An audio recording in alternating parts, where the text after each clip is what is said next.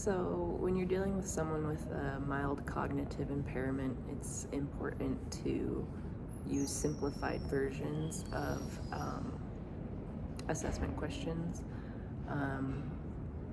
You don't want to have anything that's too complex that maybe would confuse them, or they would feel like they'd be unable to answer your question.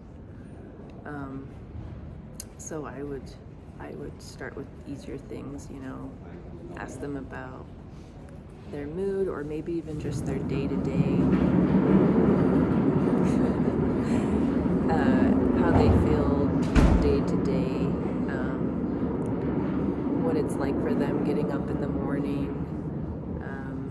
Maybe I would ask about their relationships with family, to kind of get a sense of their mental health. And with older adults, you also have to think about their hearing. You have to talk kind of directly to their face, make sure they can see your lips. And what else? Are there any tools that you use or that you would use, like experiential things? I don't, with kids, I do a smiley face or a frowny face. Would those type of things be useful? I think actually that's a good idea. Using things that are more adapted to kids would maybe work with older adults that have an impairment, because they would understand a smiley face or a frowny face. You'd have to make sure it wasn't too infantile, right. But I think that would actually kind of be a good idea. Okay.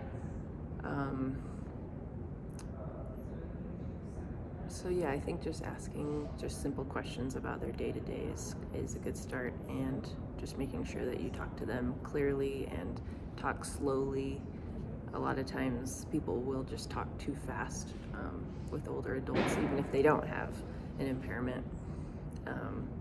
So yeah, speaking directly to their face, slowly, enunciate really well. Sometimes I have a habit of mumbling. And so I've been called on that before, just please speak more clear. And yeah. How much, I'll ask one more question before you're done. How much time do you give the client to answer, to try and come up with an answer before you kind of let maybe the caregiver jump in, or maybe direct a question to the caregiver? Yeah, that's good, because I think a lot of times people will defer to the caregiver first, and you really shouldn't. You should give the patient time to answer. I would give, I don't know, ample enough time. And if they feel if you can tell that they're not coming up with something, I would then maybe defer to the caregiver, or have the caregiver kind of nudge them to be well, what about this, that happened today, or so yeah, kind of making that interactive, because you can often get a lot of great information from the caregiver, but it's still not the patient, Yeah.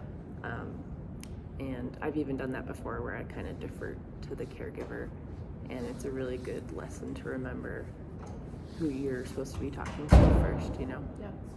Even if you feel it might be unreliable information. But you can kind of gather that through an assessment, spending time with them. Awesome.